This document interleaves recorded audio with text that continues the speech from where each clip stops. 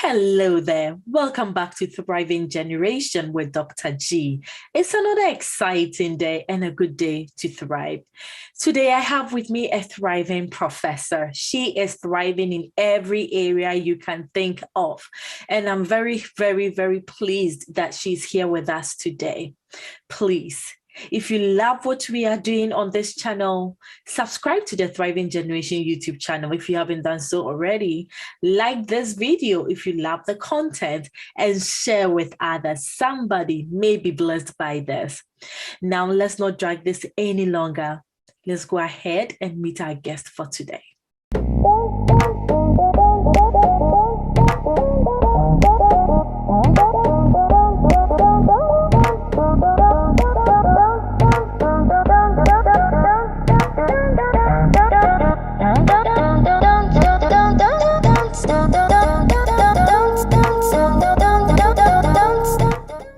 Dr. Trishnee, welcome to Thriving Generation. Hi, Dr. G. Thank you so much for inviting me to be part of this conversation. I'm extremely happy and grateful for the invitation. That's amazing. Dr. Trishnee Bhurosy, please introduce yourself to the Thriving Generation and then we'll continue with the conversation. Sure. So hi, everyone. For those who are watching, my name is Dr. Trishnee Bhurosy, and I'm currently an assistant professor at Hofstra University in the Department of Population Health. And I'm a behavioral scientist by training, and my focus is on improving dietary behaviors with active involvement of community stakeholders. And my line of research is improving dietary behaviors along the obesity prevention, but also along cancer prevention and control as well. And I've been teaching for a long time now. I started my teaching career way back in the day, teaching high school students. And I'm also very passionate about doing my research and mentoring, which I'm doing all of those three things right now in my current position. And I met Dr. G when we were both at Indiana University, where I did my PhD in health behavior. And I'm very happy to be here.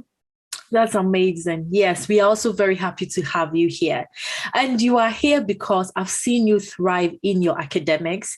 I've seen you gone through so much challenges, and yet you've made it. I've seen you receive several awards. So we want you to share your story with us and let us see what we can learn from it. And maybe if we find ourselves in similar situations, we'll be able to persevere and come out a success just like you are.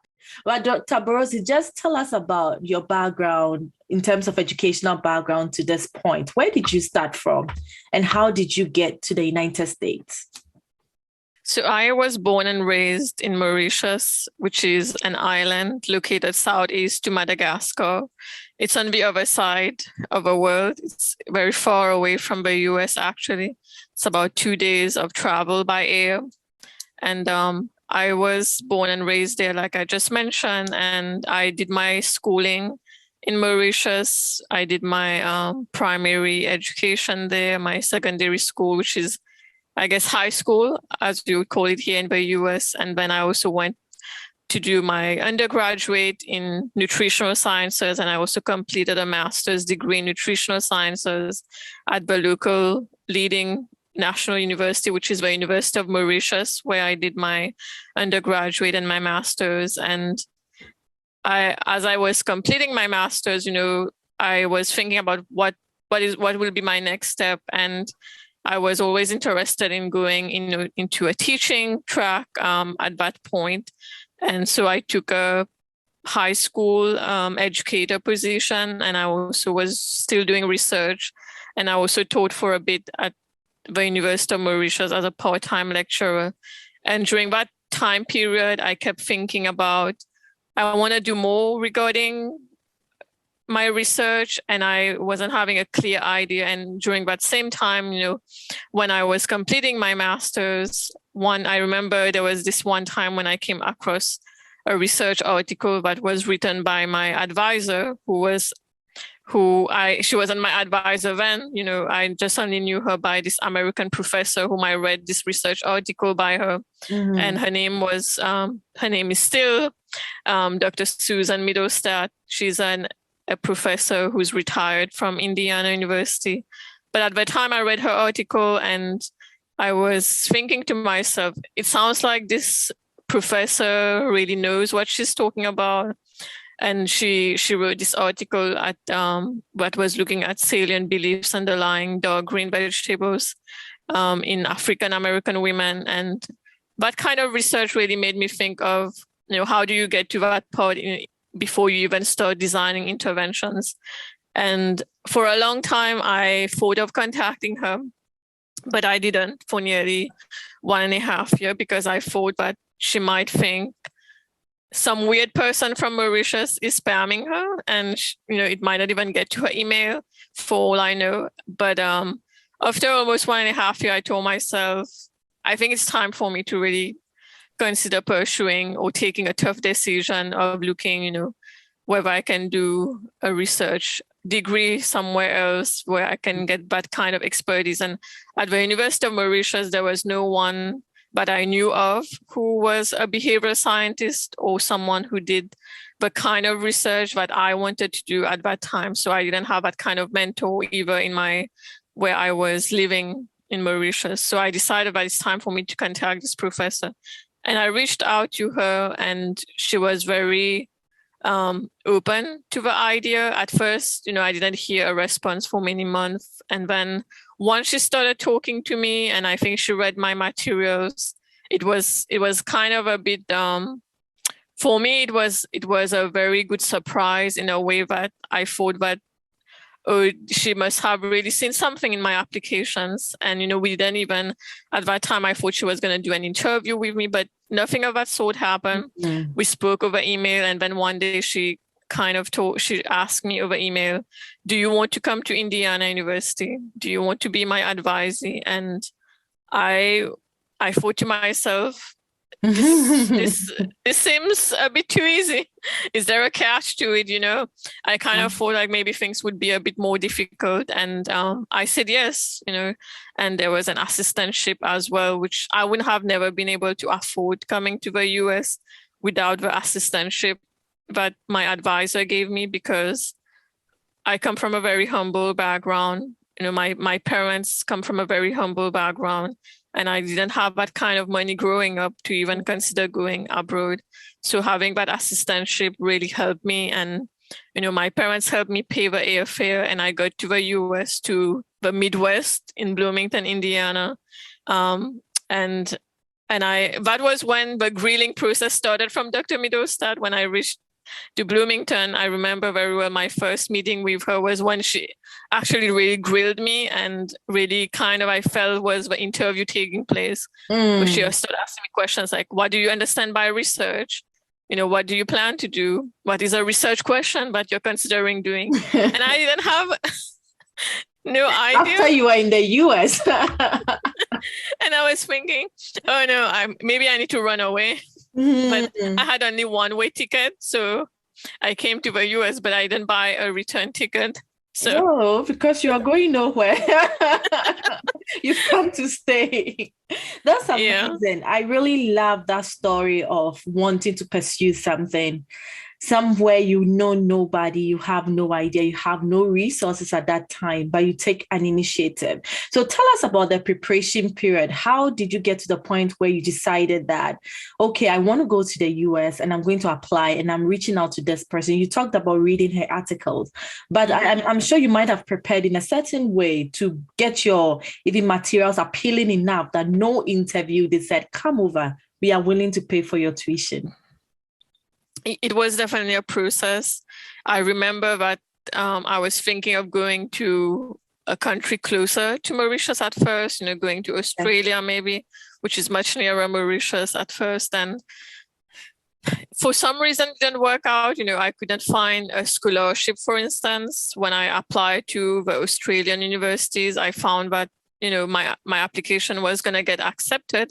But at the same time, the programs told me that there wasn't enough funding for like a full scholarship. And I knew that when I converted the Australian money in terms of Mauritian rupees, that was a lot of money, which I knew neither me or my parents had. Yeah. And I went back to revisit the idea of the US. And at the same time, I met someone who had come to the US. She was living in the United States. She's a Mauritian. She came to Mauritius for some vacation. And my brother's friend who had gotten to do an undergraduate at Princeton in the US, he kind of told me that, there is this lady who came from the US. Maybe you should talk to her and see, what does she have to say? Just show her your resume. Maybe she would know whether you might have the skills or the background to do a PhD. And I went to meet this other lady, and she was the one who really encouraged me. She said, "Wow, Trishnee, look at your resume. You've published, you've done some research, and you've taught at high school, you've taught at the university, and I think you really have a strong skill set. And that's what I think the US programs are looking for in a potential PhD student." And that was when she told me that. I was like, "Really?" I was like, "Do you think this would really fly?" And she said, "Well, here is the deal." She told me that you have to go to the US Embassy, try to gather information about what would the application entail.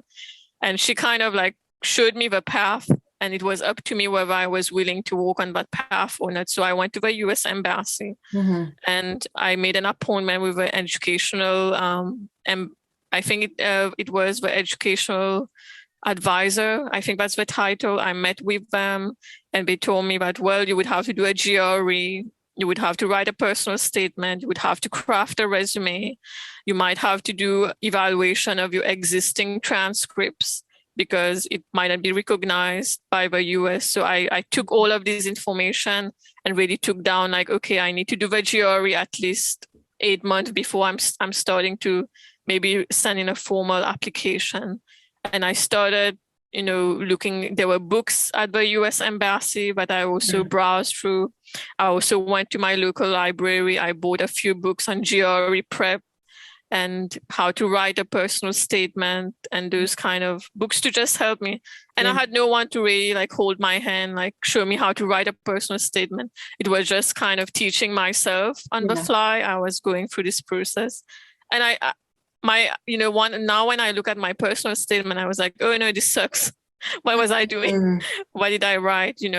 But that's how I it was like meeting someone who showed me the path or kind of encouraged me like, no, I think you can really do this.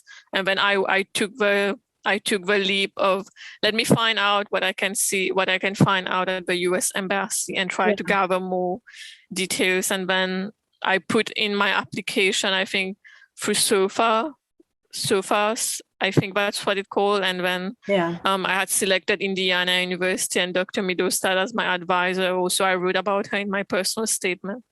And I had also emailed to her saying to her that I have formally applied to the PhD program in health behavior. And here are my application materials as well. And I would love to connect with you. And, it was a very individualized email. I just sent her a generic email. That's one thing I would also say when you're contacting people. Maybe you find someone that you want to work with. I would say never send them a generic email because the person can really tell if you're not being genuine or not. Yeah. Or if you just like wrote a copy paste email that you're just sending to everyone across the board. For me, it was very much like, I did this in Mauritius. And, when I was looking through this part of my master's thesis, I connected with this thing you said in your paper that you published. And I actually cited this in my dissertation thesis. It wasn't something I made up. And I was like, I want to learn more about this kind of methodology you picked up in your own studies. Yeah. So it was not really something generic. Yeah, let me ask about the US Embassy. Is that a paid service or free service? I had never heard of that before. I didn't pay anything. I mean, I paid for the books that I bought at the library, but as far as I remember, I didn't pay for making an appointment with an educational advisor. At least that's how it works when I did it at the time in Mauritius. Okay. I just like emailed, there was an email address for the educational advisor. I emailed them And then they asked me if I want to do an appointment, I can come in, and I had scheduled an appointment with them. But the US Embassy in Mauritius, I remember it was a very strict environment. You had to leave all your bags, your belts, and everything behind, and it's only you entering the premises. But there was like a library of books there where you could browse through some like samples of GRE test or personal statement, or even books about, college life in the US. What is the US? I don't know why I didn't know that, but I didn't. I didn't even know that was a thing. Like, you could actually reach out and get information on that. That's great. Thank you for sharing. Thank you so much. So let's talk about after you got accepted. Was it very easy for your family? How did it? I know that traditionally you had some expectations that family expected of you, and then you also had your goals that you wanted to pursue. So how did you navigate that? Give us that background and how you navigated to make your way. Yeah, that's a very interesting part of my life, because for a long time growing up, I kind of embraced the more or less conventional role that was expected of me as a young woman. At the age of 25, I'm going to find a husband. And, I studied up to my master's, which is really good for my overall picture as a wife and, leading woman of a family. And, I kind of embraced that role for a certain part of my life. But at the core of myself, when I started really questioning what I really wanted at that time, it wasn't a marriage that I wanted. That's what the answer came when I questioned myself. I really wanted to pursue my career and see where it would lead me. Yeah. And I didn't have anyone in my life at that point either, but, someone that I could see myself settling down with. And I thought to myself, well, now that's the time to really do something to pursue my career. And I remember that my parents got a shock at first when I told them that I want to go abroad to do my PhD. And it was something that none of my family members had done, my cousins. I was the first person, I think, who even thought of taking this kind of step, especially as a girl. And I think that came as a bit of a, I wouldn't say a taboo subject, but maybe something that people didn't really actively sought out to do. Mm-hmm. And my mom was very reluctant at first. My dad was the one who got on board at first, and he was very encouraging. My dad and my mom have always been but two people who always told me that the key to success in life, the key to get out of poverty is education. Yeah. It's not money. It's not all those other materials. It's education. And they've always told us this since I remember I was a child. My parents, especially my mom, would always say, study hard, work hard, concentrate on your studies. You want to become independent. You want to stand up on your feet. And I think that kind of stayed with me since I was a child. Yeah. And I was telling my mom, but you were the person who always encouraged me, and I want to do this now. Please let me go. Please let me do my stuff. Mm-hmm. And eventually my parents came on board with it. And I think it was a very tough decision, both for my parents and for me, to be separated, because I was always with them all the time. Yeah. But it's one of those decisions that sometime in life, you have to make a decision for yourself and maybe not look back, because you might have regrets. Maybe I don't know if it was the best decision that I have ever taken in my life, but at that point in my life, it felt that I really needed to do this for myself to see where it leads me. And I feel very confident in my ability to have taken this step. And I had never traveled abroad. I remember that when I was still at the airport on the day where I was leaving my family members, it's probably the hardest thing I have done in my entire life. Yeah. Leaving my full family behind. I was very shaken up, and I had even never seen a plane before. I never sat in a plane before. I knew nothing about the outside world that was waiting for me, outside the island. Yeah. It was very I still have a lot of emotions just thinking about that time where I left my whole family behind and just set out on this journey alone on my own. Yeah, I'm sure they are proud of you right now. They look back and they are happy you made this decision. I've seen you receive several awards. Can you share some of them and how we can position ourselves in such a way that we will succeed in this area? Mm-hmm.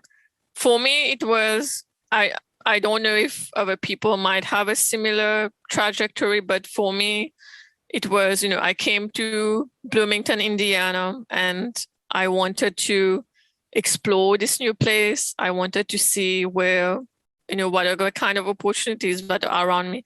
As an international student, you're restricted by the amount of jobs you can do, the number of hours you can do on an F1 visa, or even you are restricted to doing on-campus jobs as well. Yeah. So for me, I found ways where, where can I get those extra skills and opportunities? Maybe I can volunteer in the local community. Maybe I can just connect and see, if I get involved with a certain agency, maybe I could get some skills. I could also help improve the health of those communities that I was getting involved with the organizations. I did also some mentoring with the big brothers, big sisters for a while. I also worked for a while with volunteered with the Area 10 Agency for Aging in Indiana. I also prepared meals at the local community kitchen in Bloomington, which I think for me, it was also a way of getting rid of my loneliness, to be honest with you.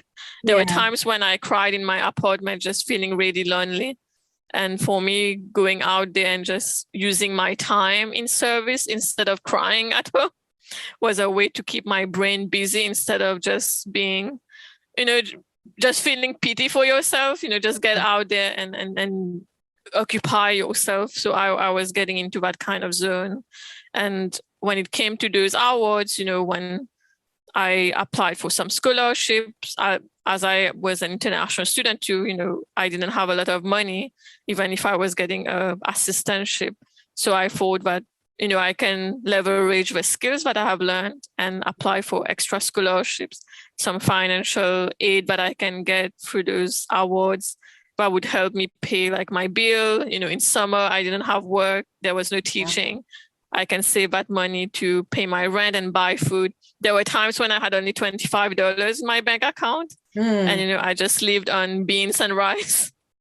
And I just it was a very interesting life. But at the same time, I think the awards also gave me extra confidence that I was on the right path. And I remember there was this particular moment where I was awarded the MLK Building Bridges Award at Indiana University. That was a monumental moment for me because I felt that the kind of work that I have been doing has really good value, and I should keep doing that kind of work wherever I end up. That award was a reminder of that. Yeah, that's wonderful. So you used your time outside of work, outside of class, to serve the community. And in so doing, you were recognized and you received awards for the work you were doing.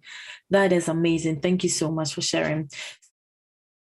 So somebody may be listening to us, the person has goals, the person desires to go to school, but has no resources or confused on how to start, or even intimidated by the fact that I have to travel abroad and leave my family behind. What advice can you give to us? I would say start researching what are your options, and really ask yourself, is this really what I want to do? And if I want to do a research degree, what kind of PhD do I want to do? There are so many PhDs nowadays. You can do an epidemiology PhD. You can do a PhD in nutrition. You can do a PhD in health behavior, like I did, where my research focus was still on nutrition. You can do, there is so many opportunities out there. Which one do you think will help you the most? You might not know based on your knowledge at that time, but it's going to be the right decision. But do some research, look at the program, look at the kind of opportunities that people who have graduated from the program but have gotten it, where are they placed right now, previous graduates from this program, where are they, what kind of job have they got? Usually if people from the program are well placed, that's usually a good sign. And, you know, like I was saying, one of the things you could do if there is maybe a education group, or like the US Embassy in Mauritius had, I don't know if they still have that kind of program where you can meet up with an educational advisor. I would encourage you to get out of your comfort zone and make those appointments. It might feel very awkward at first. Maybe you would have to converse in English if English is not your first language. Okay. But, you know, those kind of small steps start from there. And I also had a lot of anxiety throughout the process, and I didn't know what I was getting myself into, but I was very sure that I wanted to do this for myself, and just, it was something that I needed to do myself beyond the degree, just to have trust and confidence again in something that I chose to do for myself instead of taking a decision for other people.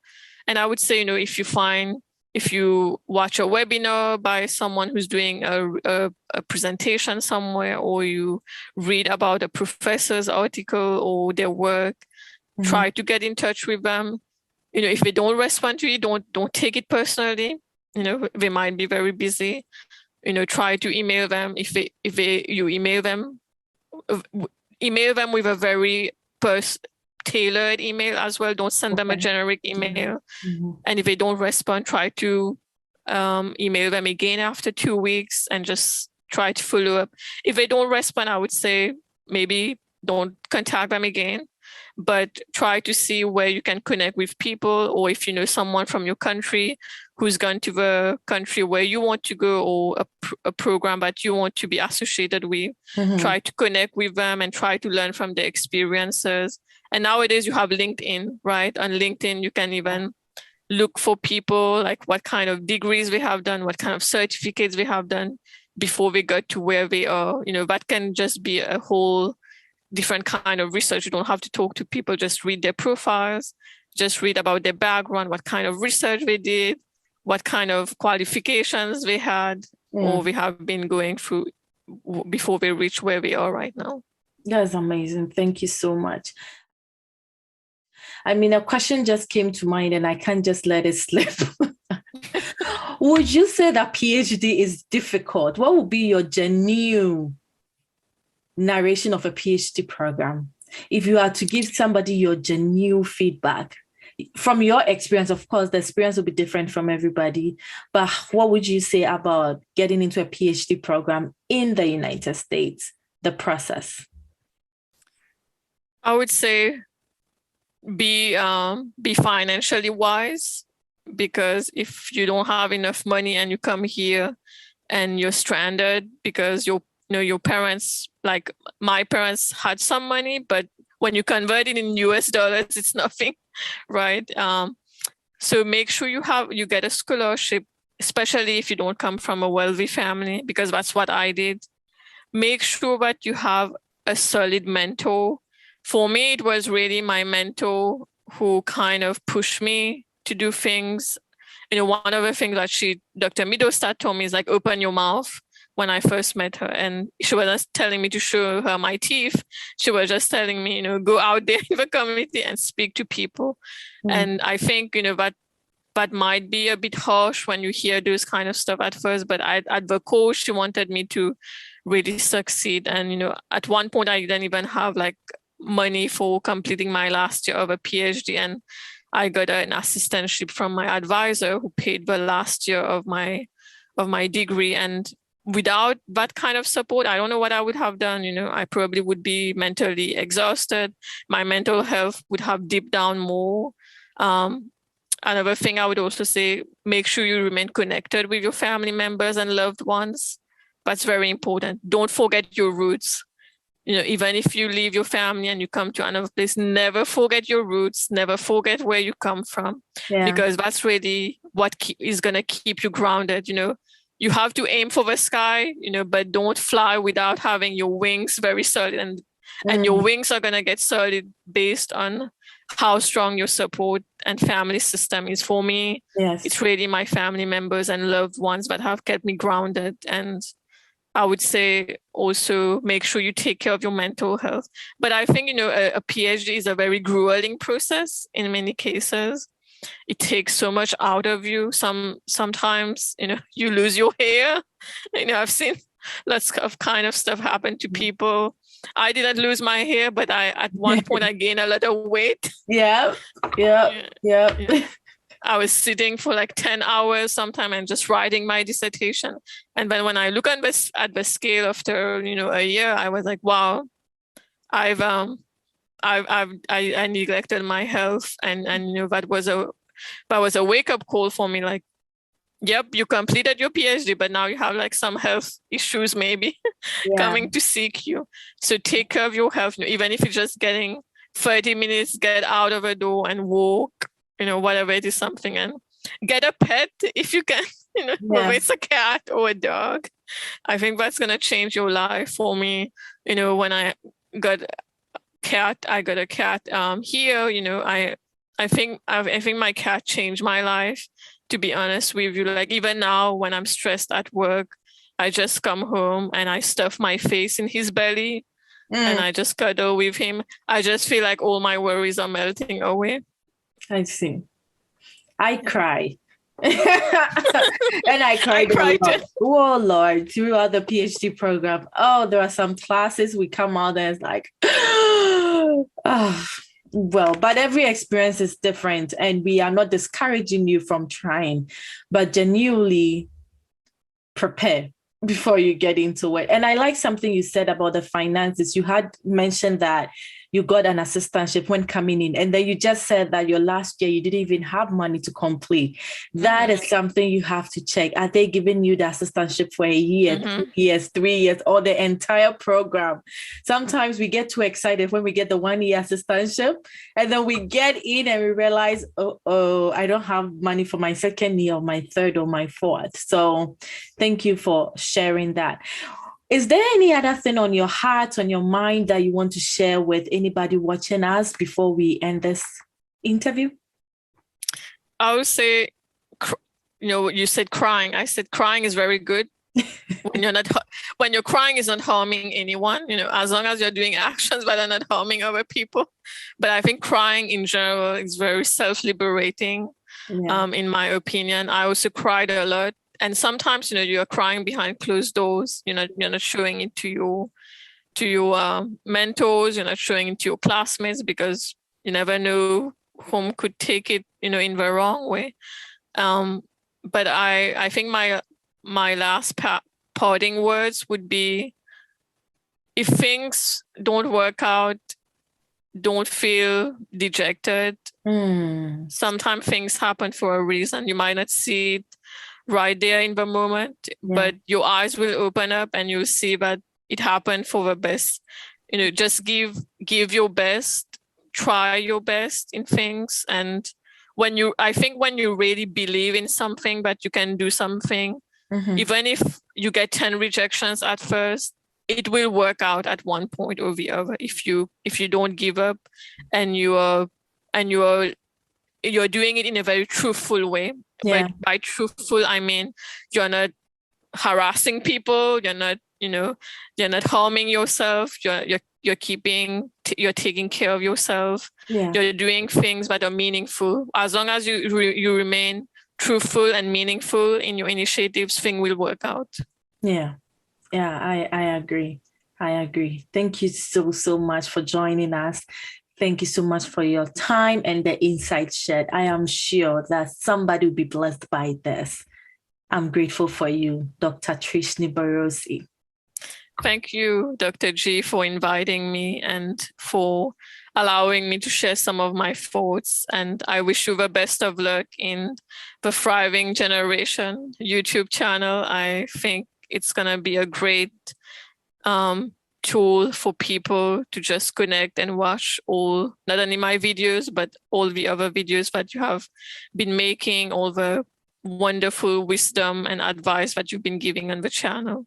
And anyone out there, if you're thinking of taking a very difficult task or just making that first step, I wish you the best of luck, and don't give up. Yeah. Have faith in yourself.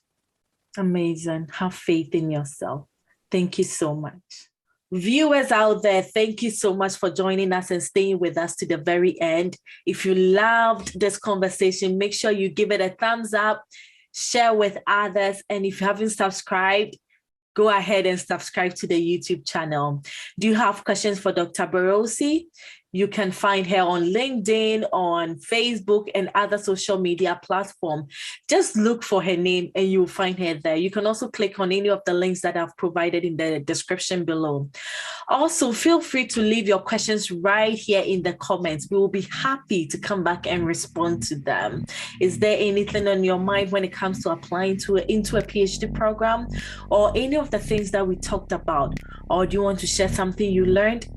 Put that in the comments below. We'll be back to check them out. Let's get out there and keep thriving. I'll see you in the next video. Bye.